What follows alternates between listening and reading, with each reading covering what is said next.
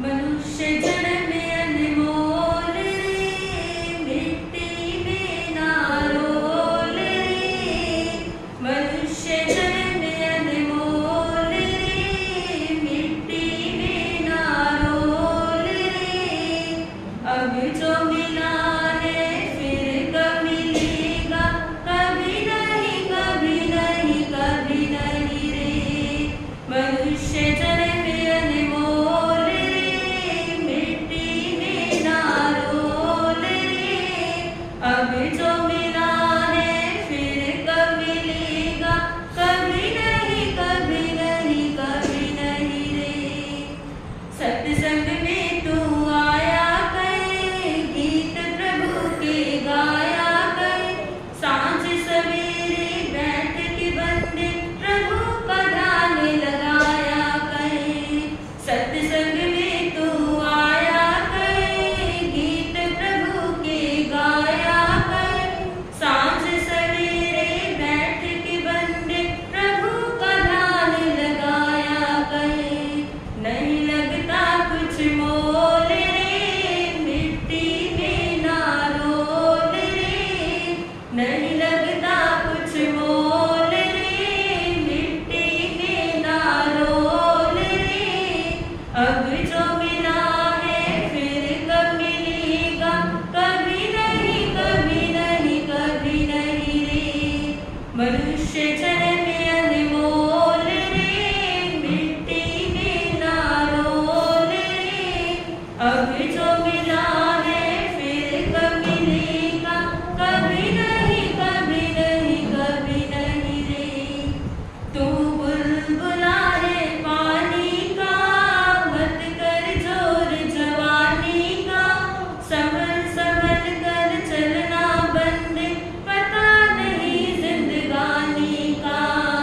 तू बुलबुला है पानी का, मत कर जोर जवानी का। संभल संभल कर चलना बंदे, पता नहीं जिंदगानी का। सबसे मीठा बोल रे, मिट्टी में ना रोल रे। सबसे मीठा बोल रे, मिट्टी में ना रोल रे। अब जो मिला है फिर कब मिलेगा, पता नहीं पता नहीं पता नहीं रे। मनुष्य जन्म अनमोल रे, मिट्टी में ना रोल रे। अब जो मिला है फिर कब मिलेगा, कभी नहीं कभी नहीं कभी नहीं रे। मतलब का संसार है, इसका ना कोई इतबार है। संभल संभल कर कदम बढ़ाना, ये फूल नहीं अंगार है। मतलब का संसार है, इसका ना कोई इतबार है। संभल संभल कर कदम बढ़ाना, ये फूल नहीं अंगार है। मन की आंखें खोल रे, मिट्टी में ना रोल रे। मन की आंखें खोल रे, मिट्टी में ना रोल रे। अब जो मिला है फिर कब मिलेगा, कभी नहीं कभी नहीं कभी नहीं रे। मनुष्य जन्म अनमोल रे, मिट्टी में ना रोल रे।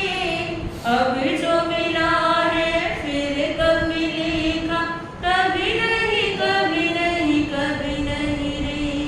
गुरु हेम गुणवान है, ज्ञान के वो भंडार है। जो कोई उनकी शरण में आवे, कर दे बेड़ा पार है। गुरु हेम गुणवान है, ज्ञान के वो भंडार है। जो कोई इनकी शरण में आवे, कर दे बेड़ा पार है। ज्ञान है अनमोल रे, मिट्टी में ना रोल रे। अब जो मिला है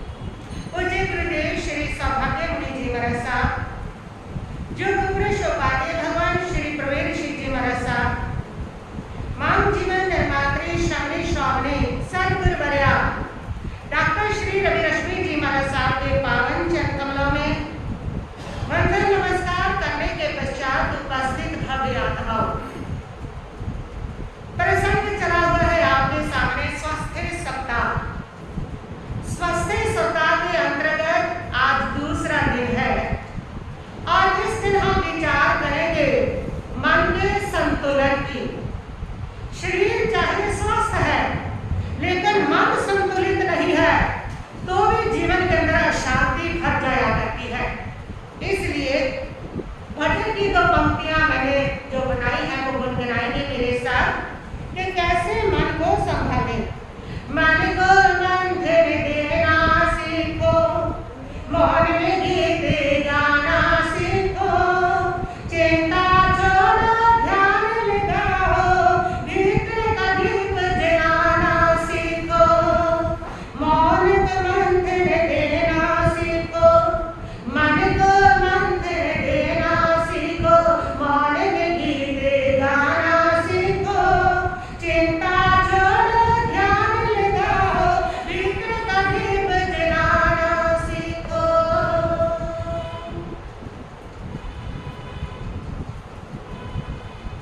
आज जो विषय आपके सामने प्रारंभ कर रही हूं वह चाहे दिखाई तो नहीं देता, लेकिन हमारे दिमाग में डीजी बजा देता है, मानसिक स्वास्थ्य। एक जमाना था जब लोग कहते थे दिमाग मत खा, और आज वो जमाना आ गया है कि लोग खुद ही अपने दिमाग को उबाल रहे हैं। चिंता की चाय से, अवसाद की भाप से और विचारों की बिस्कुटों की डुबकियां लगा रहे हैं जिसके अंदर, खुद ही अपने दिमाग को खा रहे हैं, बर्बाद कर रहे हैं। किसके माध्यम से? चिंता के माध्यम से। आपके शरीर के अंदर किडनी है, लीवर है, दिल है, लेकिन सबसे ज्यादा जो बातूनी है ना आपके शरीर में वो आपका दिमाग है, जो हर समय बोलता है अब क्या होगा, कैसे होगा, उसका क्या बनेगा, मेरा क्या बनेगा, बुढ़ापे में क्या होगा, व्यापार कैसे चलेगा, पता नहीं क्या होगा, कैसे होगा, क्या क्या उसके मन के अंदर चलता रहता है। इतना बदूनी है, हर समय, हर पल, हर क्षण ये बोलता ही रहता है, बोलता ही रहता है। आपका दिमाग व्हाट्सएप ग्रुप की तरह हो गया है, जिसमें ना कोई लेफ्ट कर सकता है और ना ही म्यूट हो सकता है। कोई भी विचार चलता है, जो निरंतर चलता है, हर समय चलता है, ऐसा आपका दिमाग बन गया है। और इस दिमाग को कैसे हम शांत कर सकते हैं, किस प्रकार इस माइंड को हम शांति में ला सकते हैं। आज की बुक की रिपोर्ट ये कह रही है कि हर 5 में एक व्यक्ति मानसिक प्रॉब्लम का शिकार है, लेकिन इलाज लोग डॉक्टर से नहीं कराते, सब गूगल बाबा से पूछते हैं कि मेरे को ऐसा हो रहा, वैसा हो रहा, क्या करूं। और आज जो मानसिक तनाव है वो हवा में फैला हुआ है, हर व्यक्ति तनाव से गुजर रहा है, हर व्यक्ति उस तनाव में जीता चला जा रहा है। आपके मन पेट में जब गैस बन जाती है ना, उस गैस को निकालने के लिए आप दवाइयां लेते हैं, मेडिसिन लेते हैं, लेकिन मन में जो गैस भरी पड़ी है उसके लिए क्या करते हो? कितनी गैस है मन में, विचारों की कितनी गैस है, चिंता की कितनी गैस है, और सांप की कितनी गैस है। उस गैस को निकालने के लिए आप क्या करते हो? उस गैस को निकालने के लिए भी आपको मेडिसिन लेनी होगी। ये चिंता, ये अवसाद, ये तनाव आपके दिल दिमाग के लिए दिमक है। जिस प्रकार दिमक जहां लग जाता है उसको खोखला कर देता है, ऐसे ही जब चिंता और तनाव आपके स्वास्थ्य को, आपके मन को, आपके तन में लग जाते हैं, तब ये आपके तन को, आपके मन को, आपकी आत्मा को खोखला करके रख दिया करते हैं। ये दिमक की तरह से है। तब इसका समाधान क्या है? इस चिंता ने तो खोखला बना दिया, हमारे तन को भी, दिमाग को भी, मन को भी खोखला बना दिया, तो इसका समाधान क्या है? इसका समाधान है ध्यान, मौन और आत्म संवाद। इसके माध्यम से इसका इलाज किया जा सकता है, बिना डॉक्टर के भी इलाज हो सकता है, अगर आपको रास्ता सही आता हो। तो सबसे पहले है ध्यान। प्रतिदिन आप ध्यान करें, 10 मिनट का ध्यान करें, और उस ध्यान के माध्यम से आपका मानसिक स्वास्थ्य स्वस्थ होने लगेगा। ध्यान के क्या फायदे हैं, वैज्ञानिक इस विषय में क्या कह रहे हैं, सुन लीजिए।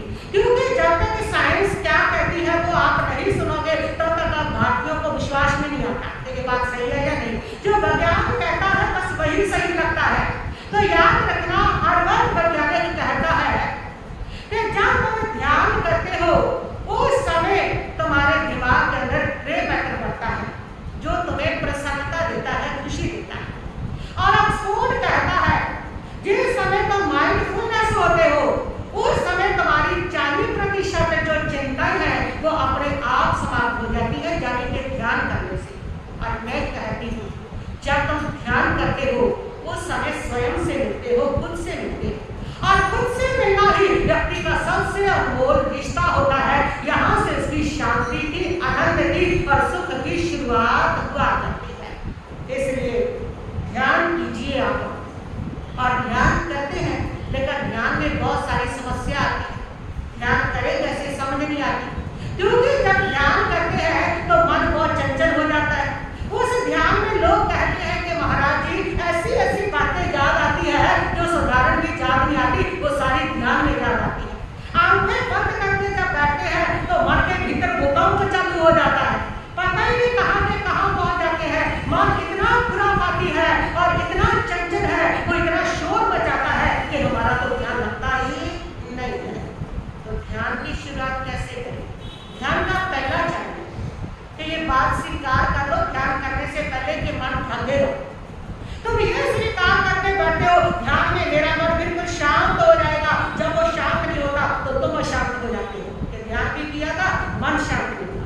पहली बात स्वीकार कर लो कि मन आपका भागेगा, क्योंकि उसका स्वभाव है, वो चंचल है, उसने दौड़ना है। स्वीकार करके बैठो और उसके बाद अपने सांसों को ध्यान के साथ जोड़ो, अपने सांसों के साथ अपने आप को जोड़ो। एक एक सांस को देखते रहो, देखते रहो।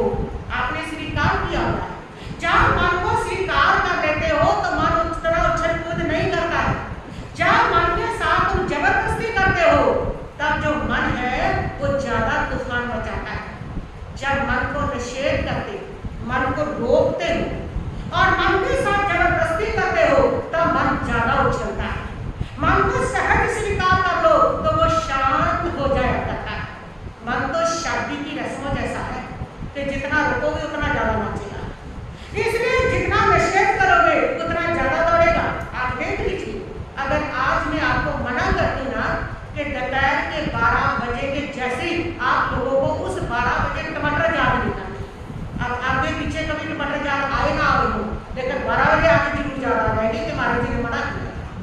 जिस चीज को मना करें मन उधर ज्यादा दौड़ता है, इसलिए जब तुम रोकते हो ना मन को तो मन उधर ज्यादा दौड़ता है। फ्रायड इस बात को कहता है, एक बार फ्रायड उसकी पत्नी मिलने गए और फ्रायड का बच्चा गुम हो गया, पत्नी बहुत ज्यादा घबराई। फ्रायड ने कहा कि कोई चिंता वाली बात नहीं, ढूंढ लूंगा मैं, मनोवैज्ञानिक था वो। उसने पति से पूछा कि बाजार में उसको किस चीज के लिए तूने मना किया था।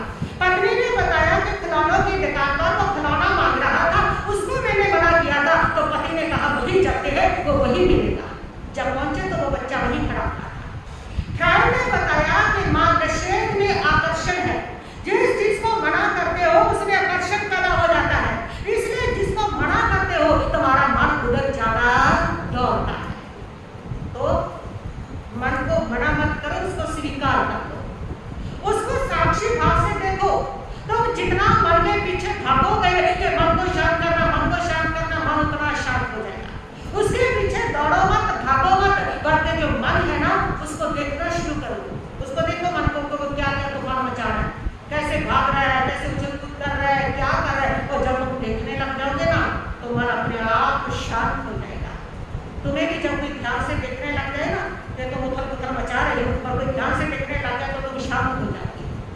लेकिन अगर कोई पकड़ने लग गया, अरे अरे इतना गुस्सा मत करो, मत करो, मत करो, हाथ मत चलाओ, उतना और उससे उछल उछल करके हम क्या करते हैं, गुस्सा करते हैं। जब कोई पकड़ता है और जब कोई देखने लग जाए, ध्यान से गौर से देखिए, आपको तो शर्म आ जाएगी, आप एकदम से शांत हो जाओगे कि ये कैसे दिखता है। बस ऐसे मन के साथ करना है।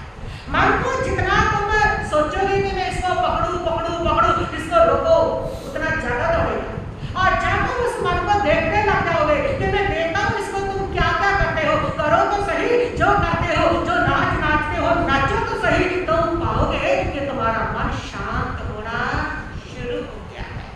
तो पहला ध्यान, और दूसरा क्या है, चिंता का समाधान। दूसरा आत्म संवाद, दूसरों से आप बहुत संवाद करते हो, बातचीत करते हो, पूछते हो सबसे कि तुम कैसे हो, क्या हाल है तुम्हारा। लेकिन कभी तुमसे पूछा है आत्मा से, ये आत्मा तू कैसी है, तुम्हारा क्या हाल है। उस आत्मा से कभी कोई संवाद नहीं किया। अपने भीतर जाइए, अपनी आत्मा से पूछिए, आत्मा से संवाद कीजिए। और जो लोग अपनी आत्मा से संवाद करते हैं उनके भीतर सुख के रास्ते प्रस्फुटित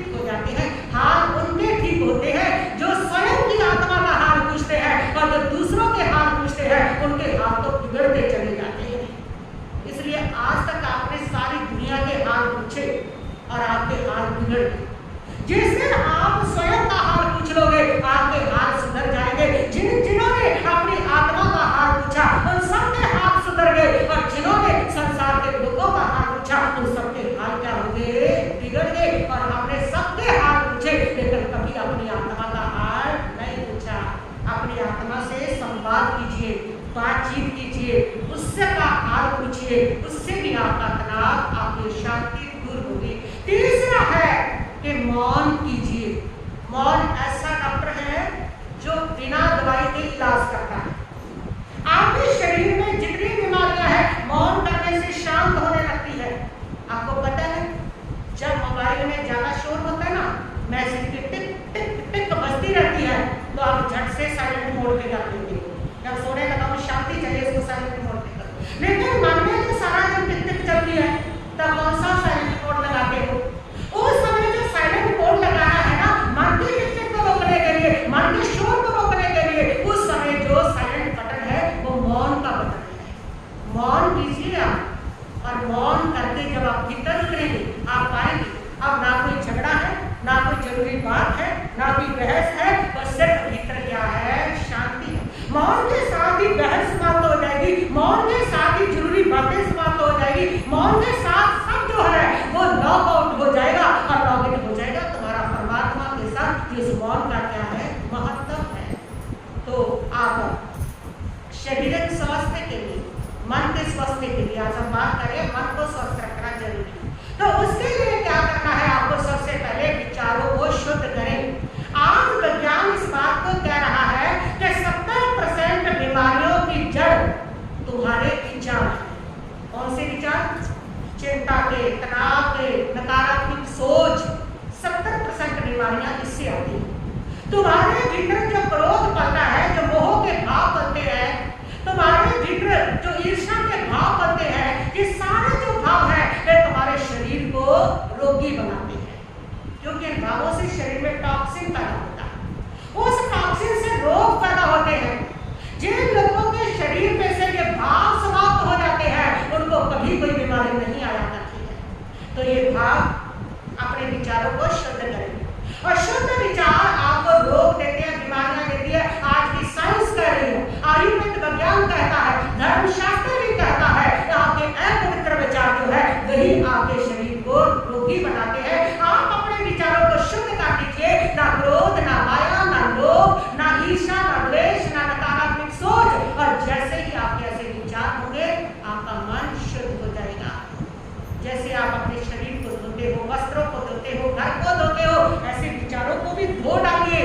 जितने शुद्ध विचार है उनको सफाई कीजिए उनकी, और उनकी सफाई होती है सकारात्मक सोच से, उनकी सफाई होती है प्रार्थना से, उनकी सफाई होती है ध्यान से, उनकी सफाई होती है मौन से। और जब ये आप ध्यान करेंगे, मौन करेंगे, प्रार्थना करेंगे, तो आपके शुद्ध विचार क्या होने लगेंगे? साफ होने लगेंगे, और आपका शरीर स्वस्थ होने लगेगा। तब आपका शरीर स्वयं आपको कहेगा, मैं पूर्ण स्वस्थ हूँ, मैं शांत हूँ, मैं सहज हूँ। मैं स्वयं हंस पड़ेगा जिस समय आपके विचार शुद्ध हो जाएंगे। दूसरी बात है, सांस के ऊपर ध्यान दें। आपके सांस में रोग छिपे हुए हैं, आपके सांस में बीमारियां छिपी हुई हैं। इसीलिए कहा जाता है, जैसा सांस वैसा मन, जैसा मन वैसा तन। जैसा आपका श्वास होगा वैसा आपका मन होगा, जैसा आपका मन होगा वैसा आपका तन होगा। कभी आपने देखा है एक क्रोधी व्यक्ति को, उसकी सांस को देखा है? क्रोधी व्यक्ति की सांस तेज चलती है, बिल्कुल बेकाबू अनियंत्रित। और एक ध्यान में रखे व्यक्ति को देखो, उसकी सांस बिल्कुल धीमी और क्या होती है? शांत होती है। इसी प्रकार जब आपकी सांस तेज है, उस समय आपका तन के अंदर रोग पैदा होगा। जिस समय आपकी सांस सहज है, शांत है, लंबी है, तो आपके शरीर में टॉक्सिन अपने आप निकलेंगे। अपनी सांस पर ध्यान दो। कितनी बार दिन में तेज सांसें चलती हैं। जब तक ऊंची बोलोगे सांस तेज हो जाएगी, जब तक क्रोध करोगे सांस तेज हो जाएगी, जब तक मोह में पड़ोगे सांस तेज हो जाएगी, जब तक चिंता में साथ में पड़ोगे सांस तेज हो जाएगी। और वो तेज सांस, बेकाबू सांस जो है वो आपके तन को बीमार करेगी। आप सांस लंबी शांत जब जब ध्यान में होगी, जब मौन में होगी, जब प्रार्थना में होगी, तो सांस क्या हो जाएगी? आपकी लंबी हो जाएगी। उसके लिए सांस को साधने के लिए, कि सांस के साथ जुड़ा है आपका मन की बीमारी, और मन की बीमारी के साथ जुड़ी है आपके तन की बीमारी। तो सांस को साधने के लिए आपको करना क्या है? प्राणायाम कीजिए। अनुलोम विलोम भ्रामरी प्राणायाम। और भ्रामरी प्राणायाम, इस प्राणायाम से नाड़ी की शुद्धि होती है और आप देखेंगे शरीर से रोग भागने लग जाया करते हैं। तीसरा शरीर के स्वास्थ्य के लिए सूत्र है और वो सूत्र है कि सबसे बड़ी हीलिंग है जो आपके तन और मन को हील करता है, उसकी सारी बीमारियों को भरता है, उसके लिए मल्लों का काम करता है, उसका इलाज करता है। वो सबसे बड़ी अगर कोई हीलिंग है तो वो हीलिंग है क्षमा की। वर्षों से जो दुश्मन आपके भीतर बैठा है ना और उसको अपने भीतर बैठा रखा है, वो नहीं चल रहा, तुम चल रहे हो। उसको भीतर बैठा करके उसकी बातों को याद करके ऐसा किया था, वैसा किया था, ये किया था, तुम चल रहे हो उसके भीतर। और उस जलन को मिटाने के लिए, उस जलन से आपकी आत्मा के भीतर, आपके शरीर के भीतर टॉक्सिन पैदा हो रही है। वो जो मन में वर्षों की बात बैठा के बैठे हो, उससे तुम्हारे मन में जहर पैदा हो रहा है, टॉक्सिन पैदा हो रहा है और उससे शरीर में रोग पैदा हो रहे हैं। और इसलिए उसको निकालो। क्या करें, कैसे निकालें उसको? क्षमा कर। बिना क्षमा के वो बैरी तुम्हारे मन से निकलेगा नहीं जब तक क्षमा नहीं करोगे। यदि सोचो कि महाराज जी ने कहा था उसको निकाल दो, चली जा रहे हैं, उसको मन में बिठा करके निकाल दे उसको। और आप सोचोगे निकालता हूँ, नहीं निकलेगा। निकलेगा तो तब जब आप उसको क्या कर देंगे? क्षमा कर देंगे। उसको क्षमा कर दो। क्षमा बहुत बड़ी हीलिंग है। आप ये संकल्प करें, दिन में 3 बार बोले, मैं क्षमा चाहता हूँ, मैं क्षमा करता हूँ, मैं इंसान से मुक्त हूँ। 3 बार बोलिए आप और आप देखेंगे कि आपके शरीर से रोग जड़ से खत्म होने लगेगा। बहुत बड़ी हीलिंग। क्षमा भाव को अपनाना। जहाँ जहाँ मन दुखी है, अटका हुआ है, जल रहा है किसी की बातों को लेकर के, किसी के कर्मों को लेकर के, वहां उसको क्षमा करें और क्षमा मांगे भी, क्षमा चाहे भी।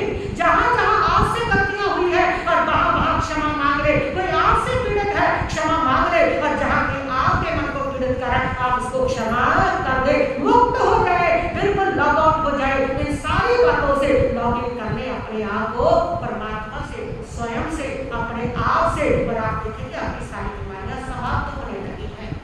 इस प्रकार आप लोगों को समाप्त करने के लिए सिर्फ दवाइयों के साथ साथ दिव्यता को भी अपनाइए। जब तक आपके विचारों में दिव्यता नहीं आएगी, आपके विचारों में सुंदरता नहीं आएगी, तब तक आपके रोगों का इलाज हो ही नहीं सकता। होगा क्या? अगर बिना विचारों को शुद्ध किए, बिना दिव्यता को अपनाए आप अपने रोगों के लिए दवाइयां खाएंगे, तो वो दवाइयां आपके एक रोग को समाप्त करेगी, दूसरे को पैदा करेगी, उसको समाप्त करेगी, तीसरा खड़ा करेगी, 10-10 रोग और खड़ा हो जाएंगे। और जब आप विचारों में दिव्यता नहीं आएंगे, आप देखेंगे एक दवाई ने आपके 10 रोगों को सहज ही समाप्त कर दिया। आपके रोग अपने आप समाप्त होने लगेंगे। इसलिए विचारों में आप दिव्यता ना करके अपने शरीर को स्वस्थ बना सकते हैं। आपके तन का इलाज डॉक्टर करता है, लेकिन याद रखिए आपके मन का इलाज जो है ना, वो ध्यान करता है, प्रार्थना करती है, आत्मसंवाद करता है, वो मौन करता है। इसलिए अगर मन बहुत भारी है, बहुत चिंता में है, डिप्रेशन में हो, तनाव में हो, तो उसका इलाज कीजिए ध्यान से, मौन से, प्रार्थना से और आत्मसंवाद से उसका इलाज कीजिए। उसका इलाज किसी डॉक्टर से नहीं होगा। डॉक्टर तो सिर्फ तन का इलाज करेगा और तो मन का इलाज कराने के लिए डॉक्टर के पास जाते हो कि टेंशन बहुत हो गई, टेंशन की गोली दे दो और खा के सो जाते हो, नींद ले आती है तुम्हें, तुम्हारे ब्रेन को स्लो करने लग जाती है। तुम्हारे सारा जो मन है उसका इलाज ध्यान में है, प्रार्थना में। प्रार्थना कीजिए। प्रार्थना के अंदर बहुत बड़ी शक्ति है। प्रार्थना में इतनी ताकत है कि असाध्य रोगों को भी साध्य बना देती है। प्रार्थना करते हुए मैंने ऐसे लोगों को देखा है जिनके कैंसर तक ठीक हुए हैं, ट्यूमर तक ठीक हुए हैं और उनके आंखों के अगर आंखों की रोशनी गायब थी तो रोशनी आई है। वो प्रार्थना में क्या होता है? कर्म करता है। प्रार्थना में बहुत बड़ी ताकत है। शुद्ध भावों से प्रार्थना कीजिए, आपके सारे असाध्य रोग भी साध्य हो जाएंगे, सही हो जाएंगे। तो आज का हमारा विषय मन को संतुलित करना, मन को संतुलित रखना, और तभी आप स्वस्थ रह सकते हैं, निरोग रह सकते हैं। मन को संतुलित रखें। आज हमारा सबसे ज्यादा बिगड़ा है तो मन ही बिगड़ा है। जिनमें जाकर के शरीर की फिटनेस पर तो ध्यान देते हो, लेकिन मन की फिटनेस के लिए कौन से जिम में जाए? वो जिम है ध्यान का जिम, मौन का जिम। इस जिम में पहुंचो, ध्यान, मौन, प्रार्थना के द्वारा इस मन की फिटनेस फिटनेस को बढ़ाओ। ये मन फिट होगा तभी तन फिट होगा, और मन बीमार है तो तन उसके साथ बीमार हो जाएगा, क्योंकि दोनों का गहरा संबंध है। तन बीमार होता है तो मन भी बीमार होता है, मन बीमार होता है तो तन भी बीमार होता है, और जितनी बीमारियां आपके तन में है वो आपके मन की बीमारी होता है। आप लोगों का मन बीमार पड़ता है, चिंताओं से, टेंशन से, तनाव से, ईर्ष्या से, अशुद्ध विचारों से मन बीमार है, और वो बीमार मन ने आपके तन को क्या करता है, बीमार कर रखा है। इसलिए निरोगता प्राप्त करने के लिए अपने विचारों की शुद्धि पर ध्यान दीजिए, डिब्बे बढ़ाइए अपने विचारों को, सबका भला सोचे, सबका अच्छा सोचे, सबका कल्याण सोचे। बस इतना ही करके दिलाते हैं, तभी मुझे प्रस्तुत करती हूँ।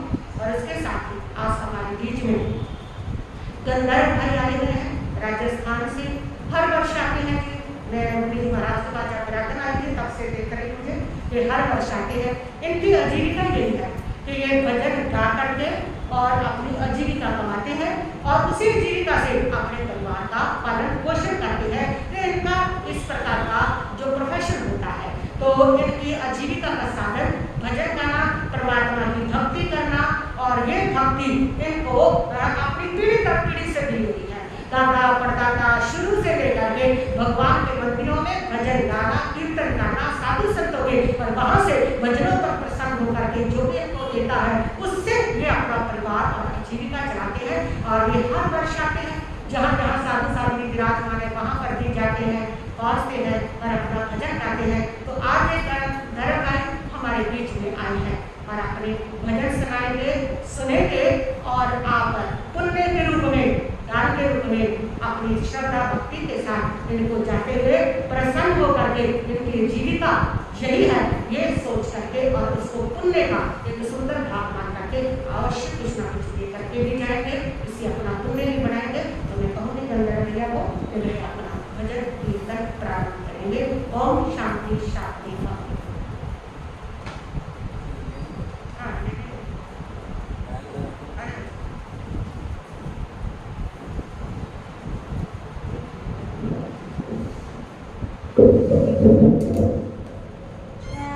जो पाले दीन दुखियों को उसे धनवीर कहते हैं।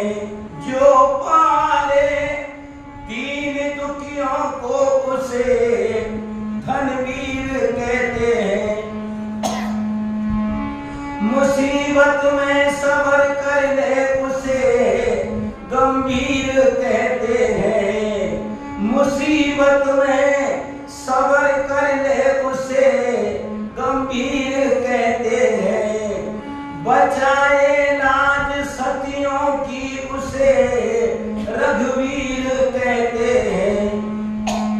बचाए लाज सतियों की उसे रघुवीर कहते हैं। और जो जीवों को अभय कर दे उसे बलवीर कहते हैं। जो जीवों को अभय कर दे उसे बलवीर कहते हैं। जो जीते अष्ट कर्मों को उसे महावीर कहते हैं। जो जीते अष्ट कर्मों को उसे महावीर कहते हैं।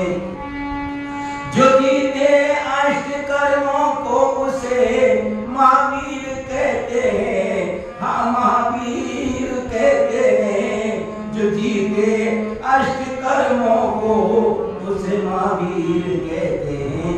अयोध्या के अंदर घर घर में ये खुशी मनाई जा रही थी कि सुबह होते ही रामचंद्र जी के लिए राज तिलक होगा, लेकिन सुबह जब हुआ तो कुछ और ही जो है दृश्य सामने आया।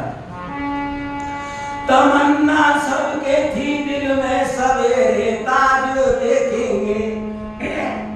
तमन्ना सबके थी दिल में सवेरे ताज देखेंगे। तिलक होगा श्री रघुनाथ को महाराज देखेंगे। मगर होते फजर रघुनाथ जी बन को रवाना थे। मगर होते सुबह रघुनाथ जी बन को रवाना थे। जुबान हाल अपना सबके आगे जाते थे, जो टाले से नहीं टलती उसे तकदीर कहते हैं। जो टाले से नहीं टलती उसे तकदीर कहते हैं। जो जीते अष्टकर्मों को उसे महावीर कहते हैं। सेठ सुदर्शन जी हमारे इसमें जैन धर्म में हुए, इतने त्यागी वृत्ति, उन्होंने जो है नियम ले रखा था, तो अपने नियम पे दृढ़ रहे और उनकी जो विजय हुई बताया है।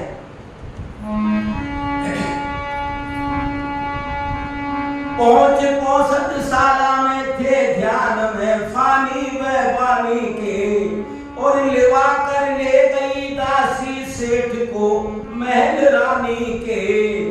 तमन्ना जब न आई चढ़ाया सूली पर उनको, मगर देवों ने सिंहासन बनाया आके सूली को। सुदर्शन सेठ को हम सील की तस्वीर कहते हैं। जो अपने नियम पे संयम पे दृढ़ रहता है उसकी विजय होती है।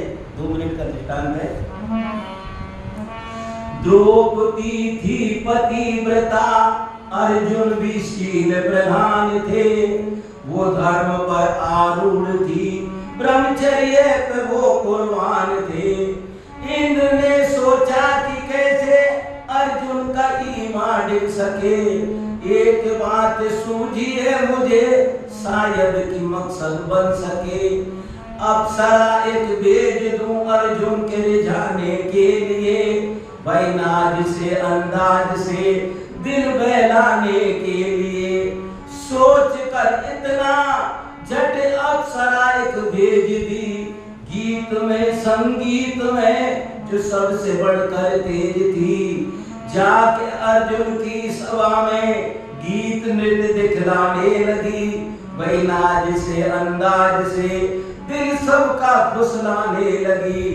भाई गीत भी था बेमिसाल और हुस्न भी था बाकमाल। हो रहे अर्जुन थे खुश पर करते थे कुछ कुछ मलाल। बाद थोड़ी देर के जलसा विसर्जन हो गया, अप्सरा को कर विदा अर्जुन भी महलों को गया। कुछ रात बीती, एक आवाज अर्जुन के कानों में पड़ी। दरवाजा जो खोला तो सामने अप्सरा खड़ी। अप्सरा बोली कि स्वामी ये दिल मेरा बेजार है। तो बोले अर्जुन दास बद व्यभिचार से लाचार है, कि आप तो महफिल में मुझको जच रहे शौकीन थे। हो रहे थे खुश मगर जरा कुछ गमगीन थे, इसलिए हाजिर हुई इनकार कुछ ना कीजिए। तो बोले अर्जुन खुशी और गम का बयां सुन लीजिए। मैंने पिछले जन्म में मुनिराज से पूछा था ये, कि कौन सी नारी जहां में खूबसूरत है बतलाइए। मुनिराज बोले इस जहां में कुंती ही है बेमिसाल, और जो मैंने तेरा रूप देखा उससे भी बढ़कर कमाल। कर ये बात मुझको पहले हो जाती रकम, तो छोड़कर कुंती को तेरे पेट से लेता जन्म। ऐ मेरे मातेश्वरी तू करना अर्जुन पर करम। जब सुने ये शब्द तो वो अप्सरा घबरा गई, गिर के पैरों में पड़ी और यूं कहने लगी, कुछ नहीं मेरी खता, सब इंद्र की करतूत है। और कैसे दिल डिग जाए माणिक जो धर्म से मजबूत है। तो मैं कह रहा था बंधुओं, सुदर्शन सेठ को हम सील की तस्वीर कहते हैं। भगवान महावीर स्वामी का संदेश प्राणी मात्र के लिए। हो पाप से नफरत कभी पापी से नहीं करना, हो पाप से नफरत कभी पापी से नहीं करना। अगर ये हो सके तो धर्म की बू उसमें भर देना। हर एक जानदार से महावीर का था बस यही कहना, कि ना देना दुख किसी को आ पड़े। माणिक तो खुद सेना यही है मर्म जिसको धर्म की तौकीर कहते हैं। जो जीते अष्ट कर्मों को उसे महावीर कहते हैं।